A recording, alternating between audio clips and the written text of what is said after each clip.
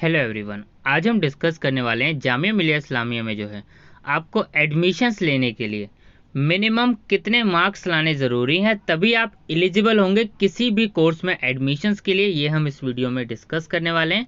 आप इसको जो है कहाँ पे देख सकते हैं, जामिया मिलिया इस्लामिया के प्रोस्पेक्टस पेज नंबर 27 पे आप ये जो है जनरल गाइडलाइंस में रीड कर सकते हैं। मैं आपको इसमें अच्छे से समझा दे रहा हूँ। ये कंडीशन आप फुलफिल करेंगे तभी आपको जामिया मिलिया इस्लामिया में जो है कोर्सेज में किसी भी कोर्सेज में एडमिशन दिया जाएगा।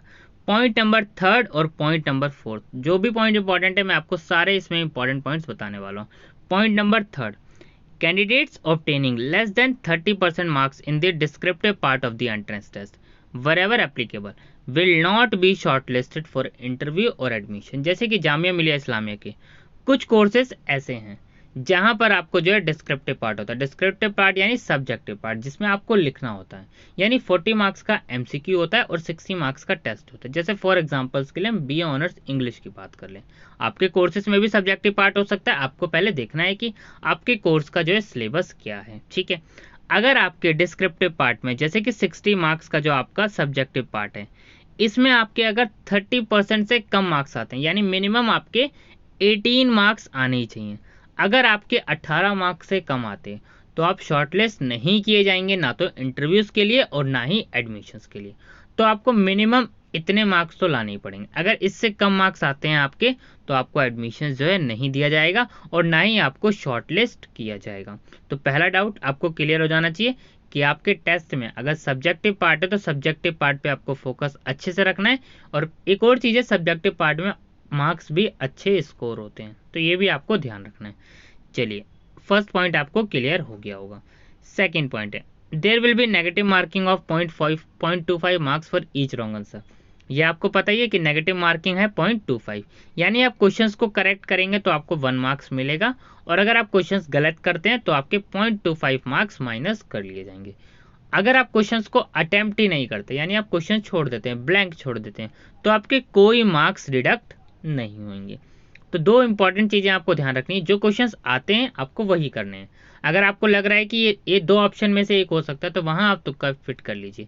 लेकिन अगर आपने ज़्यादा क्वेश्चन तुक्के फिट करे तो क्या होगा, आप कहीं ना कहीं एंट्रेंस टेस्ट क्लियर करने से रह जाएंगे। ये मेजॉरिटी बच्चों के साथ होता है। किसी बच्चे का एडमिशन 0.25 से रह जाता है, 0.5 से रह जाता है, और जब पॉइंट से एडमिशन रहता है तो बहुत ज़्यादा दुख होता है। तो आपको ये गलतियां नहीं करनी। अगर आपको लग रहा है कि आपने सेफ स्कोर अचीव कर लिया है टेस्ट में तो जस्ट बेस्ट रहेगा कि आप पेपर वहीं छोड़ दें। जैसे नॉर्मली आपने अपने कोर्स की कट ऑफ देख के गए कि 55 कट ऑफ जाती है, आप 5 मार्क्स का मार्जिन रख के अगर आपके 60 क्वेश्चन आपको लग रहा है बिल्कुल पूरे पूरे एज इट इज ठीक है, अब कुछ मत कीजिए, अब तुक्के मत फिट कीजिए, क्योंकि आपका एक भी तुक्का गलत आपको एडमिशन से जो है दूर कर सकता है। तो ये आपको ध्यान रखना है। Next, in the objective type multiple choice question in all programme of the university, सब सारे प्रोग्राम की हम बात कर रहे हैं, चाहे यूजी कोर्स हो चाहे पीजी कोर्स हो। Candidate obtaining less then 15% marks in the objective type और मल्टीपल चॉइस क्वेश्चन, बात एक ही है, will not be short listed for interview और एडमिशन। अगर आपके कोर्स में एमसीक्यू है तो एमसीक्यू में आपके कम से कम 15% मार्क्स होने चाहिए, जो कि बिल्कुल नॉर्मल से मार्क्स हैं, ठीक है। अब किसी किसी कोर्स की कट ऑफ सच में कम चली जाती है, इसीलिए ये एक मिनिमम एलिजिबिलिटी क्राइटेरिया सेट किया गया। पहले नहीं होता था ये एलिजिबिलिटी क्राइटेरिया। अब देखिए क्या है, ये जो एलिजिबिलिटी क्राइटेरिया है 2020 में, 2021 यानी उससे पहले जो अगर आप देखेंगे तो बहुत कट ऑफ कम होती थी, तो 2021 में भी था ये क्राइटेरिया। अब देखिए 15% का मतलब क्या है, यानी मान लीजिए आपका 100 मार्क्स का टेस्ट है तो आपके कम से कम 15 नंबर टेस्ट में आने ही चाहिए। अब एक और चीज़ आती है कि स्पॉट एडमिशन्स होते हैं लास्ट में। अब सबसे ज़्यादा बच्चों को डाउट आता है, सर मेरे में स्पॉट्स एडमिशन का ऑप्शन नहीं आ रहा, स्पॉट में जो कि डायरेक्ट एडमिशन होता है। अब उसके पीछे रीज़न क्या रहा होता है, उसके पीछे यही रीज़न रहा होता है, आपके 15% मार्क्स आए नहीं होते और आप मिनिमम एलिजिबिलिटी कंडीशन जब आप पूरी ही नहीं कर रहे तो आपके में स्पॉट एडमिशन्स का ऑप्शन कैसे आएगा। तो ये डाउट अब आपको नहीं आना चाहिए। तो आपको 15 मार्क्स कम से कम स्कोर करने ही है। अगर आप एक 15 मार्क्स स्कोर करेंगे तभी आप स्पॉट एडमिशन में पार्टिसिपेट कर पाएंगे। पहली चीज़ तो आपको यह ध्यान रखनी है कि स्पॉट एडमिशन में पार्टिसिपेट करने के लिए आपके कम से कम 15 मार्क्स 15 मार्क्स आपके आए होने चाहिए, तभी आप पार्टिसिपेट कर पाएंगे। अदरवाइज आप स्पॉट एडमिशन में पार्टिसिपेट नहीं कर पाएंगे।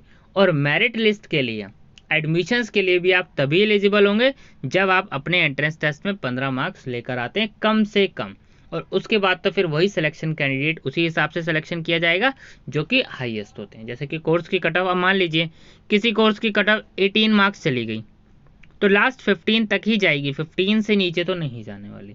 तो ये आपको ध्यान रखना है, इसीलिए बहुत सारे कोर्सेज में स्पॉट एडमिशन्स भी आ जाते हैं। आगे देख लेते हैं हम। देखिए और जितनी भी इंपॉर्टेंट चीज़ें इसमें सारी यहाँ पर दी हुई है। Candidates are strongly advise to regularly check the university website. आपको यूनिवर्सिटी वेबसाइट रेगुलरली जो है चेक करनी है, बाकी आपको सारा अपडेट तो इस चैनल पर मिल ही जाएगा। There is no provision of nomination on any seat by any authority of Jamia and no application request shall be entertain in this regard. ठीक है। अगला, there is no guarantee for hostel accommodation. ये सब तो हम बाद में भी मतलब किसी चीज़ की गारंटी नहीं है कि आपका एडमिशन हो गया तो आपको हॉस्टल मिल जाएगा।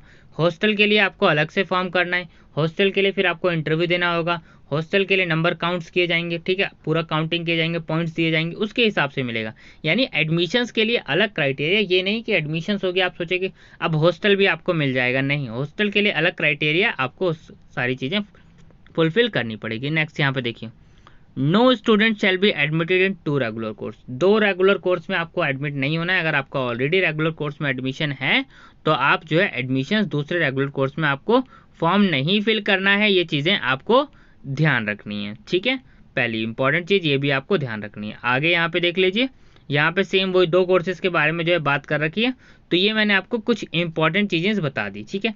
अब अगर हम बात करें कि और क्या, मतलब कोई और क्राइटेरिया होता है कि मतलब बस इतना ही क्राइटेरिया, हाँ इतना ही क्राइटेरिया है। अब देखिए, अब 3 इंपॉर्टेंट चीज़ आपको और पता होनी चाहिए। अब मान लीजिए आपने क्या करा, आपके कोर्स में एंट्रेंस टेस्ट है और इंटरव्यू भी है, आपने एंट्रेंस टेस्ट दे दिया, इंटरव्यू के लिए आप शॉर्ट लिस्ट हुए और आप एडमिशन्स के लिए जो है इंटरव्यू देने ही नहीं गए, तो भी आप जो है शॉर्ट लिस्ट नहीं किए जाएंगे, तो भी आप शॉर्टलिस्ट नहीं किए जाएंगे।